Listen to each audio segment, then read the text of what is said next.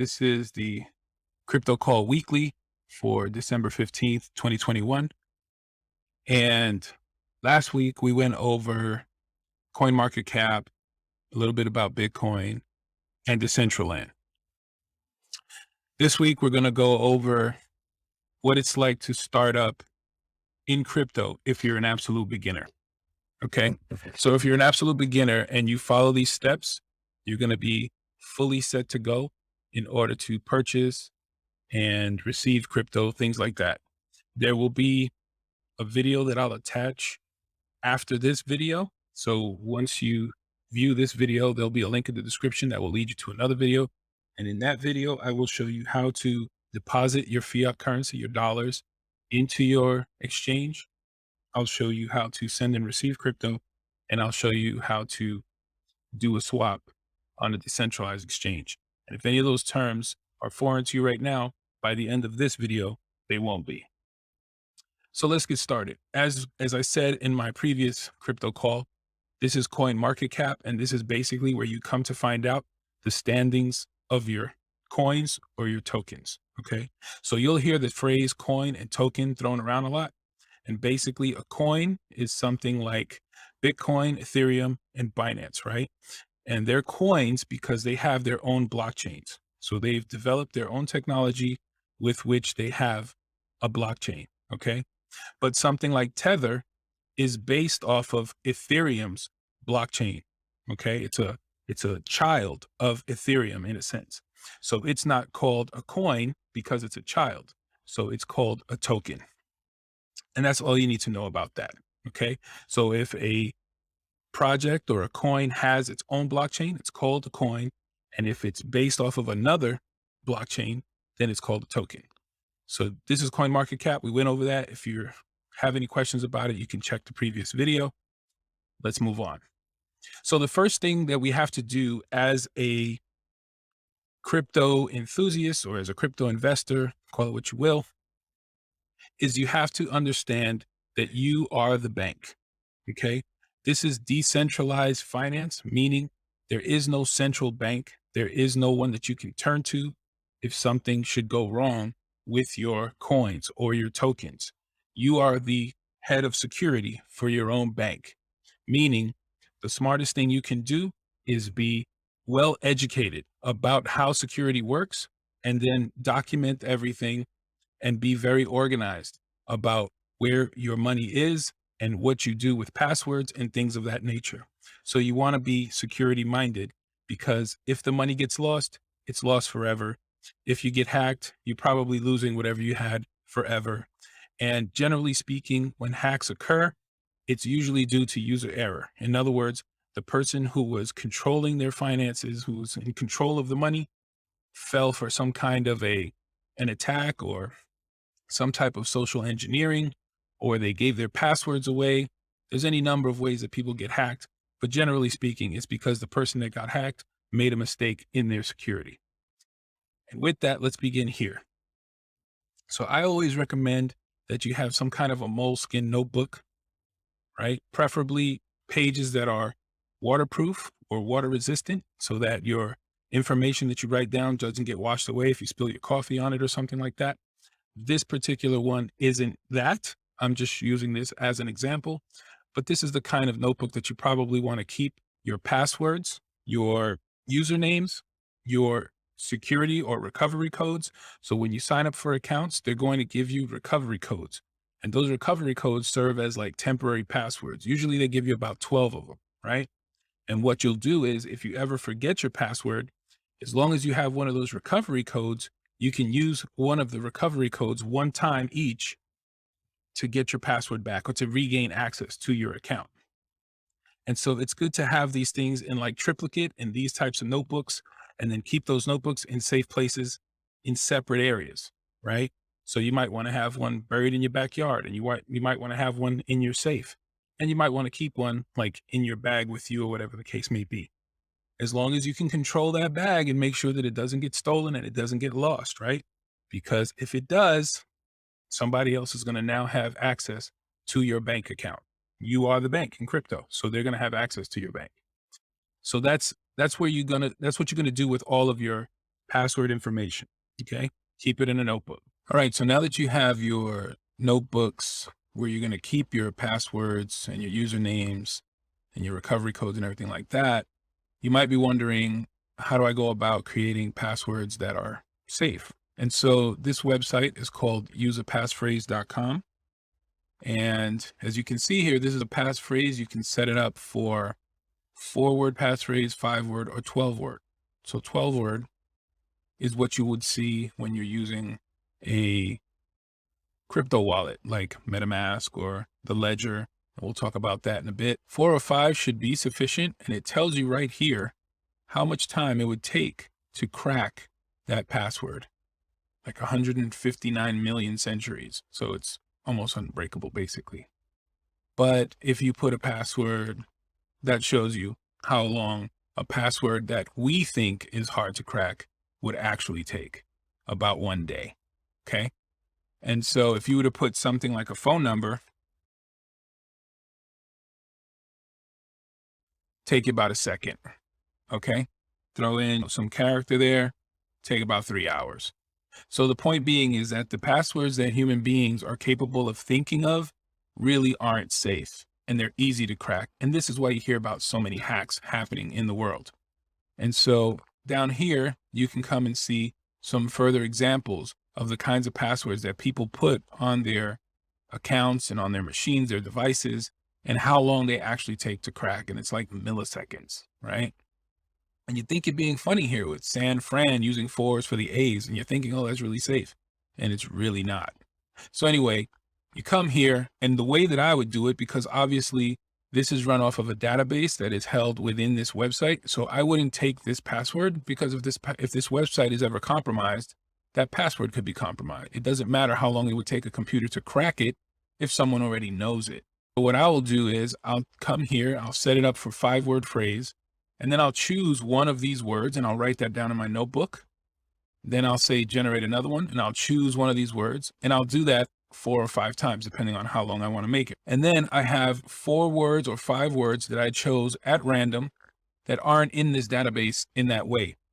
Could it be that they run some kind of a parsing program where it runs every computation of every password that could possibly be using all of these words that are in the database? Yeah, but who's really going to do that? Because the amount of time it would take to do that would probably be much larger than they're going to be willing to spend, because they want to hopefully crack some passwords. So this is one of the ways that you can do that. Another way that you can do that is you can go to websites that provide you just a list of words, right? So like a dictionary website or something like that. And you can just roll a die, right? Or you can roll the numbers on the dice and then choose out of the list what word you want from that list. That's one way of doing it. And there's videos on YouTube about doing that. But the point being is that you want to use passphrases as opposed to passwords with numbers and characters. And some websites will require you to add in a number and a character. And if that were to be the case, let's say I do this, it should make it harder. It shouldn't make it easier. You see what I mean? So that's the way that I end up choosing passwords is I just use a passphrase.com or some similar website, and then I choose at random by just continually generating new passphrases and pulling the words that I want to make when I create a new passphrase. Next, I always recommend that you create a Protonmail account. So this is basically a very secure encrypted email service. And the way that it works is it acts almost as if it was a crypto. So you can set it up so that there are no email recoveries, so if you lose access to the email, nobody's getting in it. Another thing that you can use for this is it connects with Authy, and we'll get into Authy in a moment. And Authy basically is a 2-factor authentication service that you can set up with your email. This way, if you ever get SIM swapped, and if you haven't heard what SIM swapped is before, SIM swapping is simply when someone steals your phone number from the actual phone provider. So let's say they pay someone off at one of your phone providers, whether it's T-Mobile, AT&T, Sprint, whatever it is. They might pay someone off. They might have a friend that works there, and they might say, hey, I know that this person has crypto because they've mentioned it online. I want their phone number. And then I want you to put that phone number on my new phone. Now, once they do that, they will have access to your SMS, right? To your text messaging. And so if they go into like your Gmail or your Yahoo account or whatever email it is that you usually have, they'll say, I lost my password. And then they'll say, well, we're going to send you a text message. When they send that text message, it goes to your phone number. But now this person has stolen your phone number. So they have your phone number on a new phone and they get that text message. Now they have access to your email. And from your email, they have access to your bank accounts and to your crypto accounts and everything of that nature. And so they basically steal your identity. And by doing so, they have access to your crypto. So one of the things that you want to do, you want to lock down all of your accounts that are related to your crypto. My recommendation is that you have separate emails for separate tasks. So for instance, you might want to have, let's say you're an influencer in social media. You might want to have one email account for your Facebook, a different email for your Twitter, a different email for your YouTube, a different email for your TikTok. And I know that that sounds extreme, but the thing is that people get their email hacked all the time. And I've seen it in friends of mine and in entertainers that I know. They get hacked and then people take over the account, and they can take over the account just to be malicious, right? Or they can take over the account to try and hold it hostage and to get money out of you. And so in the case of people who hold crypto, if you keep your crypto under the same email that you do everything else with, they have access to your whole life plus your crypto. So you should probably keep an email just for your banking.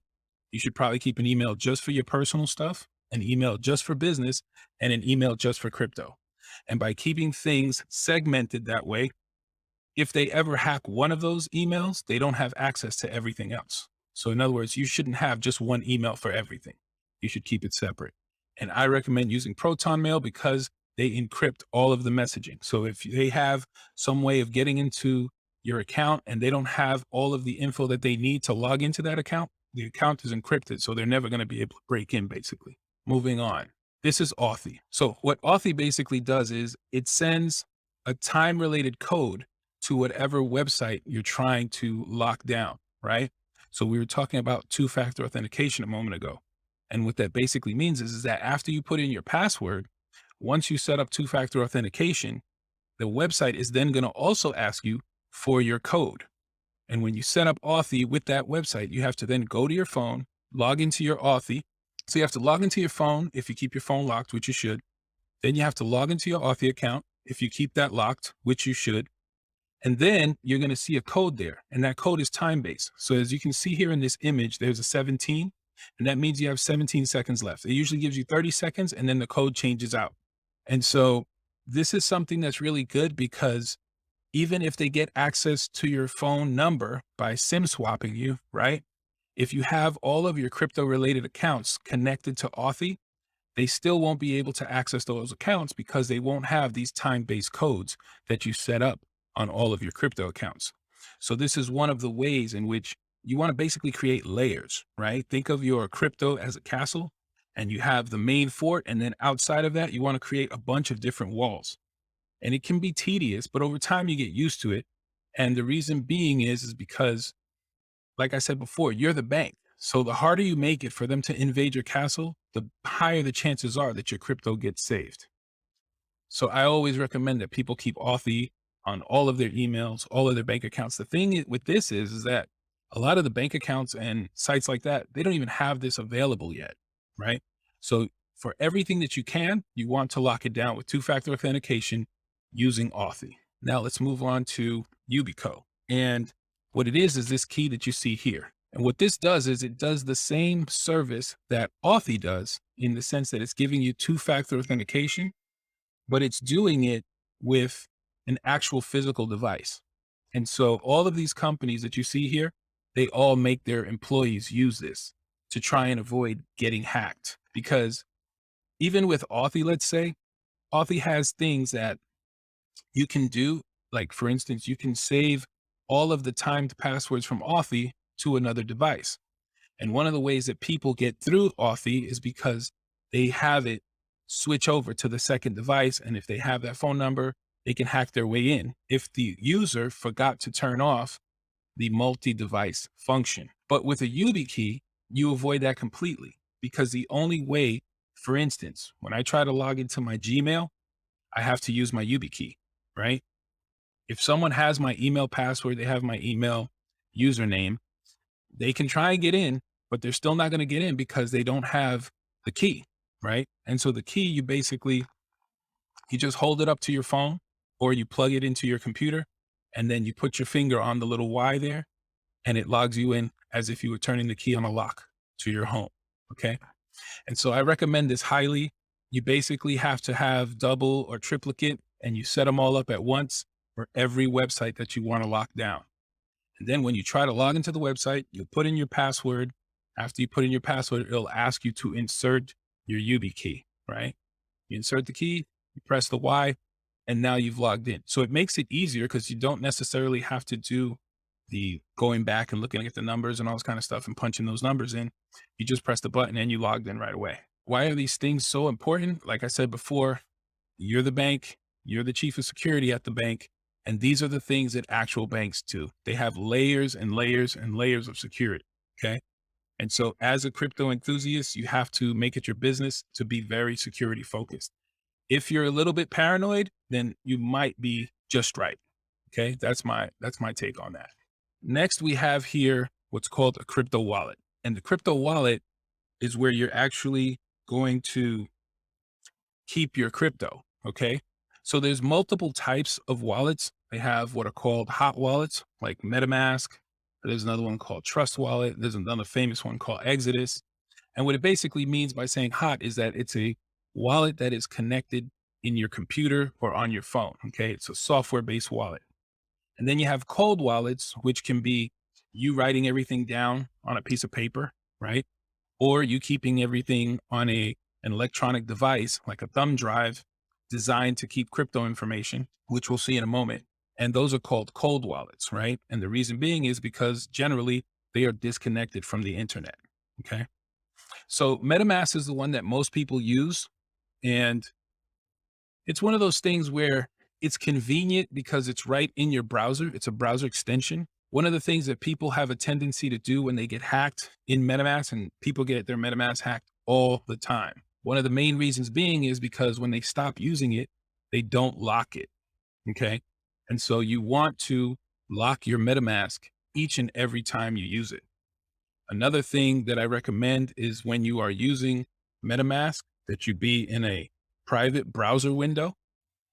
And I'll show you in case you haven't seen that before. You just come here in Brave. I prefer the Brave browser. You click new private window and it'll look like this. Okay. And then you just have to set up your extension so that your MetaMask is available to you in your private window. All right.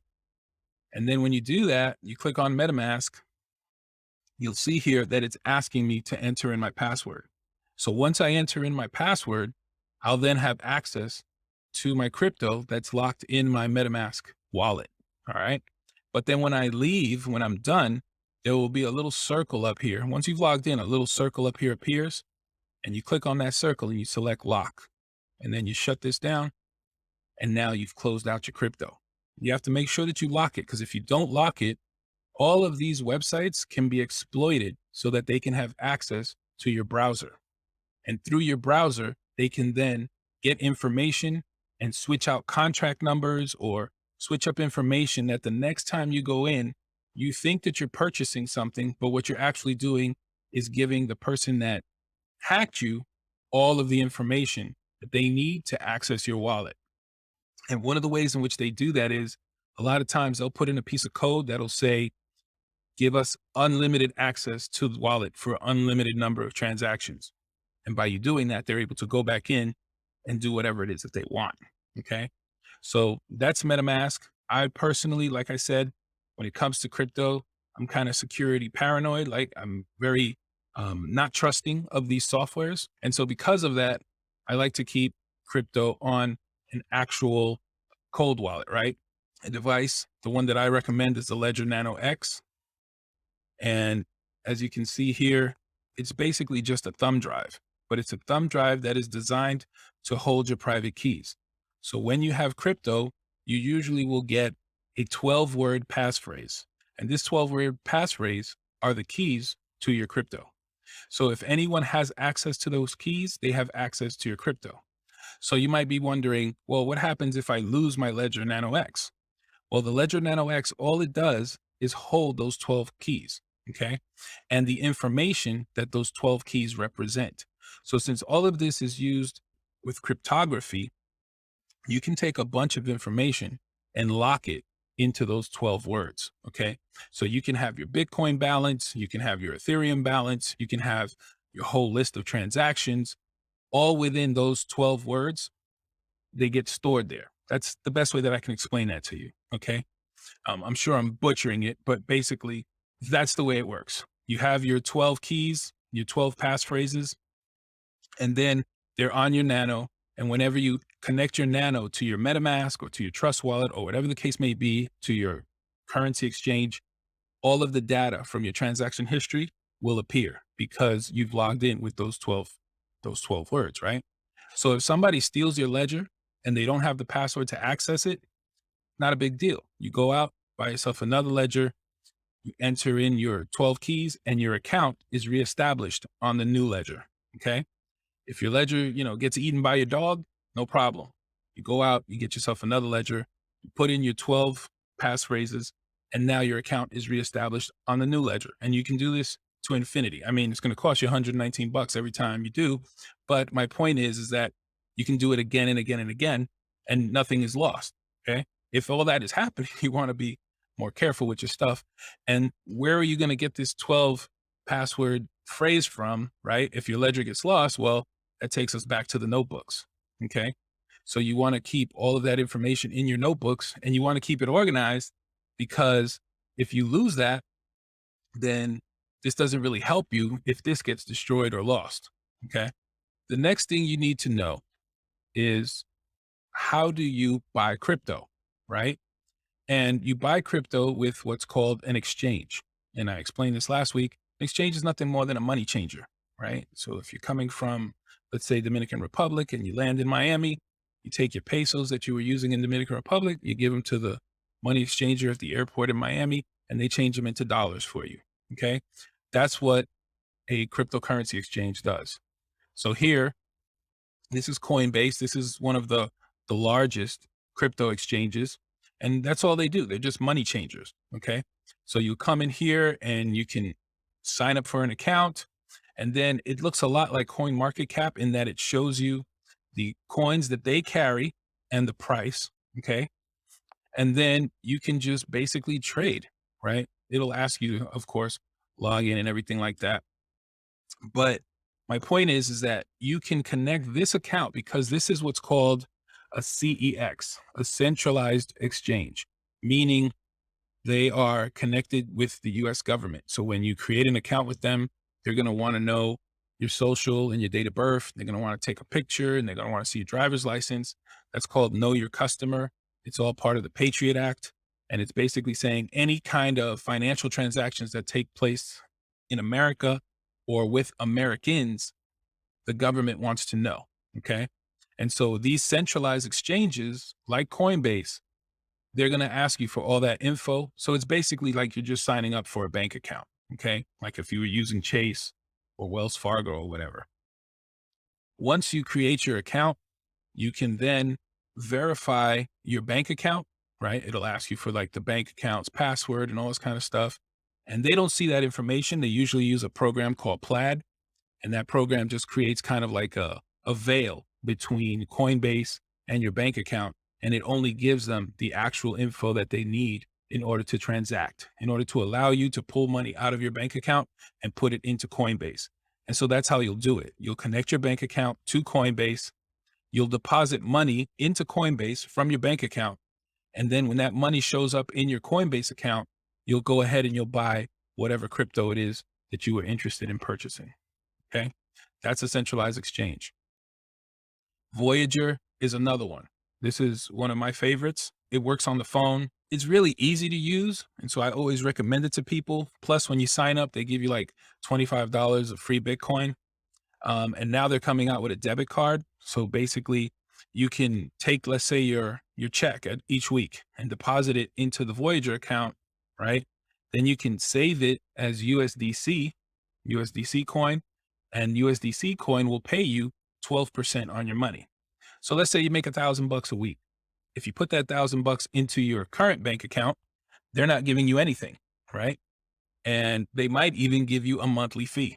But if you take that same money and you drop it into Voyager, you transfer it over, you take the dollars and you change them over to USDC coin, and then they'll give you 12% on that USDC coin for the year, right? So every month they're basically giving you about 1% on your money just for having the money sit there until you decide to use it. So I think that's pretty cool because it's a hedge against inflation. While your money sits in the bank account, it's getting inflated as they continue to print dollars. So your $1,000 on a day-to-day basis is having less and less buying power. This at least lets you try to, keep the buying power that you actually received when you got paid.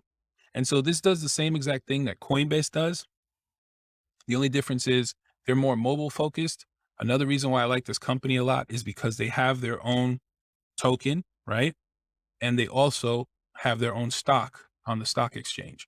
And so it's a legitimate company with like real leaders. The guy who created this company, he was previously the guy who created E-Trade.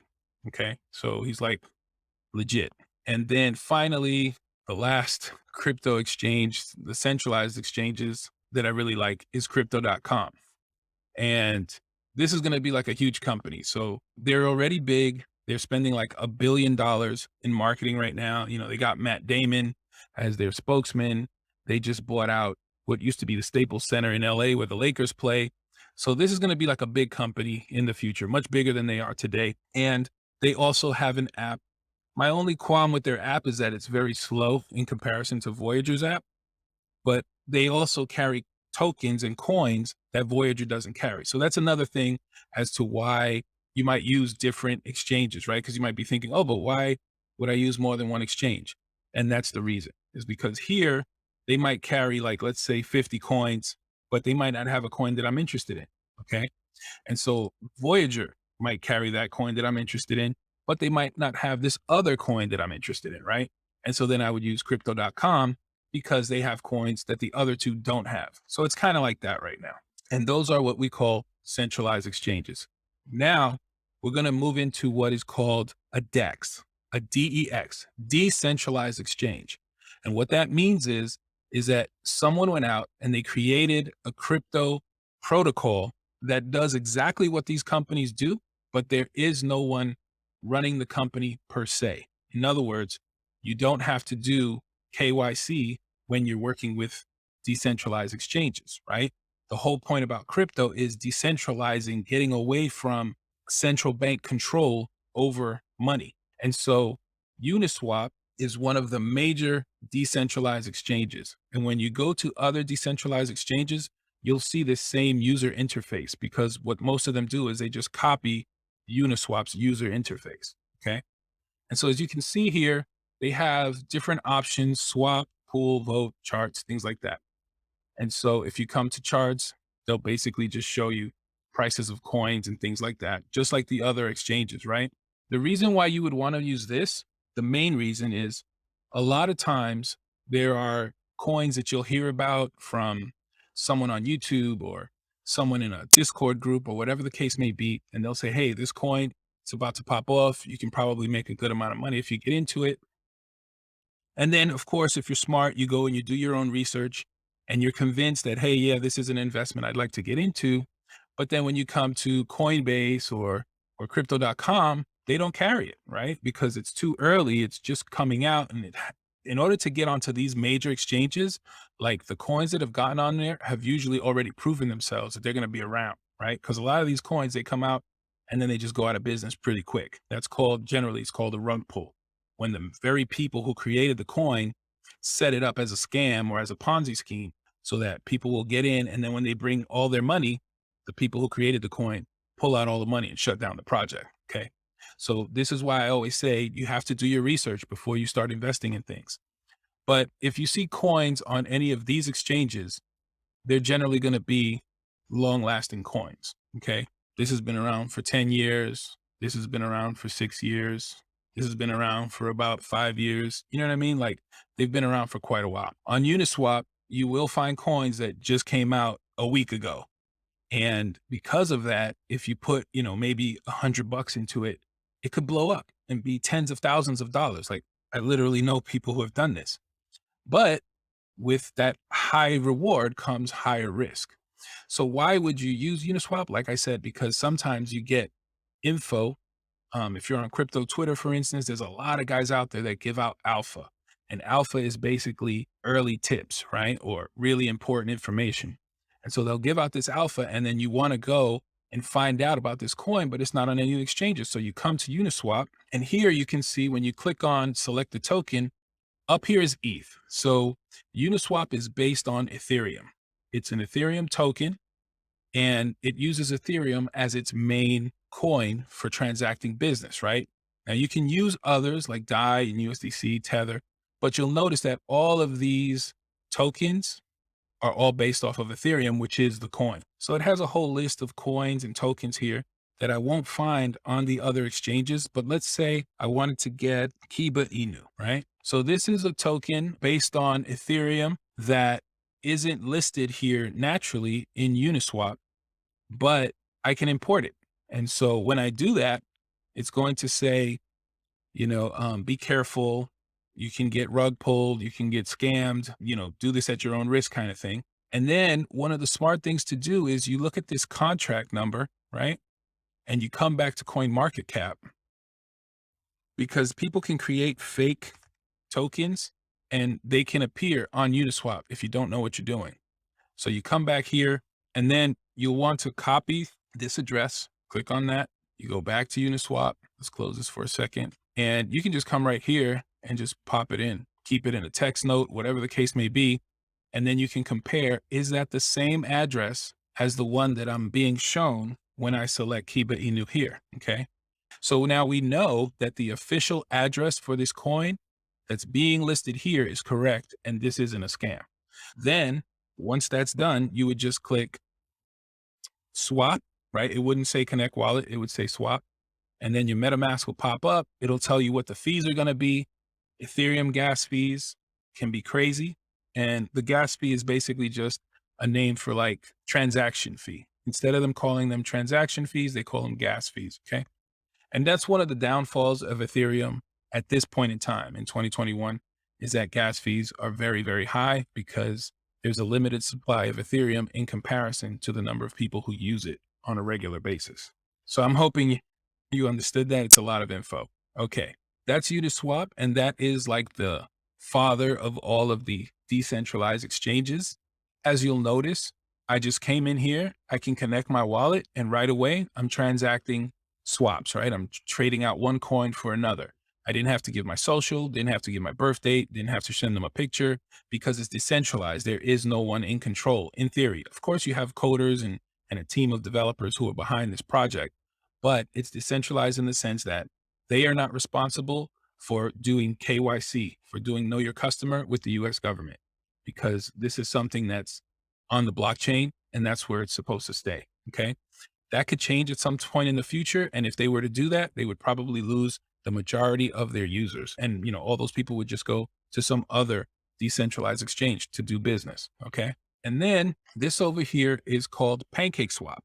And so you'll learn that in crypto, food is a big deal. So there's a ton of different crypto tokens and coins that are named around food, right? So you'll have your burger swaps and your Sunday swaps.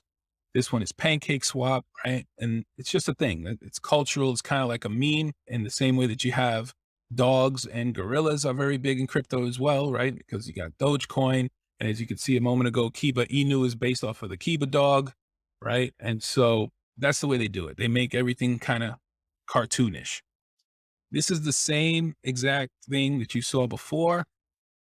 You would come and you connect your wallet. It tells you which wallet do you want to connect, just like Uniswap, right? The difference here is that this isn't based off of Ethereum. This is based off of Binance Coin. Okay. So when we were back here, as you can see here, BNB, Binance Coin, it's trying to be the new Bitcoin. It's a coin that's based out of China from an exchange, a centralized exchange in China called Binance. The difference between them and the Ethereum based swaps. So like Uniswap is Ethereum based, Pancake Swap is Binance based.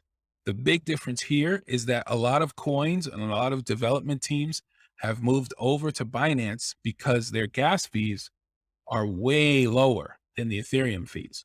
So your average Ethereum fee might be something like, on a good day, $40. So you might want to buy $100 worth of a coin, and then it's going to cost you $40 in gas fees. So the whole transaction will cost you $140.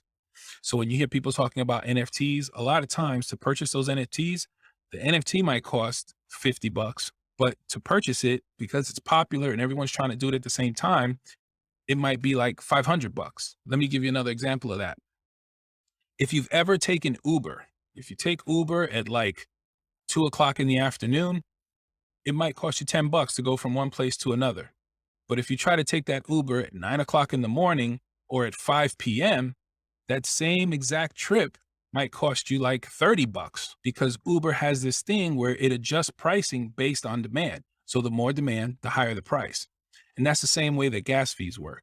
So the more demand, the higher the price. So like the best time to buy something on Uniswap is probably at like 4 a.m., 5 a.m., right? When people are still asleep and there's not that many people trying to purchase at that time. And then probably somewhere in the area of like 4 or 5 p.m. in the evening because people are stuck in traffic. So they're not buying crypto at that time. Okay. And so that's how gas fees work. And with Pancake Swap, in comparison, when you buy something on the Binance chain, it might cost you like $1 or two. You know, the fees are what they should be, something reasonable. And so in principle, it's exactly the same. The difference being is that the coin is based off of Binance instead of Ethereum. And so you'll have a ton of coins that are Binance coins. So Shiba Inu is very popular. It's in the news all the time. This is a coin. It's a meme coin. It's based around a dog, and it's a token of Binance. So Binance is the coin because it's connected to the blockchain protocol. And then they came along and they used that technology to create a new coin called Shiba Inu, and that makes it the token. And so I just covered a ton of info about how you start in crypto. Once again, you have CoinMarketCap. It's the place that tells you everything you want to know about a coin, right? It tells you the pricing. It'll show you the history of the prices. It'll tell you the peak of what the highest it's ever been, what's the lowest it's ever been, how many coins are available. You can look at the charts, all that. That's what CoinMarketCap is for. It's for educating you about a particular coin when you want to research a coin, okay? And when you are doing your research, this little section right here will show you their main website. So you can always go to that coin's main website and take a look at their white paper. It will also link to their white paper, usually right from here. And the white paper will tell you what the philosophy and what the plans are for that particular coin or token, okay? The first thing you want to do is you want to purchase yourself some good notebooks where you're going to keep your usernames, your passwords, your recovery phrases, right? Everything related to logging into your accounts. You want to keep them written down in your notebook in triplicate. In other words, you want 3 notebooks. You want to keep the exact same info in the 3, and then you want to keep those 3 notebooks in safe, separate areas. So if your house burns down, you shouldn't have all 3 notebooks burn up in your house. You might want to have one buried in your backyard. You might want to have one, someplace else, a best friend's house, in a vault, whatever the case may be. That depends on you. You'll know what's safest. Next, you want to create an email account specifically for crypto. If you're very diligent, like I prefer to be, you might want to have a separate email account for the different areas of your life. So one email account for banking, one email account for personal stuff, one email account for business things, one email account for crypto.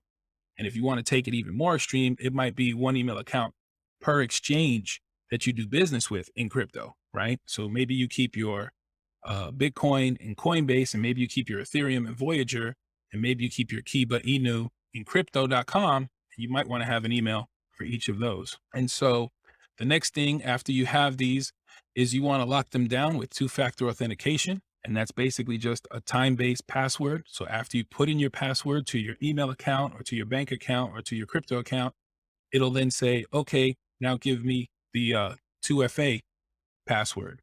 And every 30 seconds, that password changes. And then you pull it out of your phone and you go and you enter it into the website.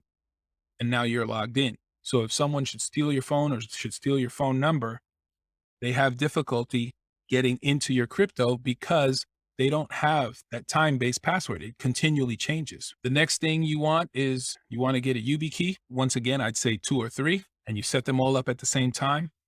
And the reason being is because even if they try to hack your account, even if they know your password and your email, if they don't have the actual key connected to your computer or to your phone, they still can't get in. This is to me like the best thing. It can be inconvenient if you're, you're upstairs and your key's downstairs, you're trying to log in, but it's worth it for the safety. Then we have Metamask. So Metamask is your hot wallet or your software-based wallet. It works right out of your browser. It has a security key of 12 passwords, 12 words, phrases. This is where you keep all of your crypto while you're transacting online, usually in places like Uniswap and Pancake Swap. If you're on crypto.com or Voyager, those are just apps on your phone. They do basically the same function as MetaMask. But if you want to buy coins that aren't mainstream, or if you want to transact on different websites or different places like Decentraland or the Sandbox, different apps, right? Different functioning apps, you're usually going to need a MetaMask or a Trust Wallet, something along those lines. Then you can keep your crypto in a physical wallet. This is the one I recommend, the Ledger Nano X, right? So all of your information will be stored on here. And when you connect this to your MetaMask, right? If someone hacks your MetaMask, it makes it a lot harder for them to get to your crypto because all of the transactions have to be approved on the ledger. Okay. And like I said before, if you should lose your ledger, as long as you have the main passwords to your ledger in your notebooks, you're fine. You just buy another ledger, put in your passwords, and it just resets the new ledger as if it was the old ledger, has all of your crypto info on there. Then we have Coinbase, Voyager, and crypto.com. Those are your centralized exchanges that I prefer. I'll do a future video where I can show you how to make like $100 in free crypto, just signing up for some of these different accounts. And these accounts are like banks, right? So they're like connected to the US government. They want all of your personal info, all that kind of stuff. And then you have your decentralized exchanges like Uniswap and Pancake Swap, where you don't have to give any of your personal info. You just connect your MetaMask wallet to it and you start transacting business. If you have any questions, all I ask is that you leave them in the comments of the video, and I'll put links to all of these websites in the video as well in the description so that you don't go off and click on the wrong links, because a lot of times when you go searching for these sites, there's a ton of hackers out there running ads and things like this. And when you click on it, they can come after you and get your stuff. So I'll put all those links in the description so that you guys have access to the real links. So thank you all for showing up. I really appreciate the support, and I will see you next Wednesday at 7. God bless.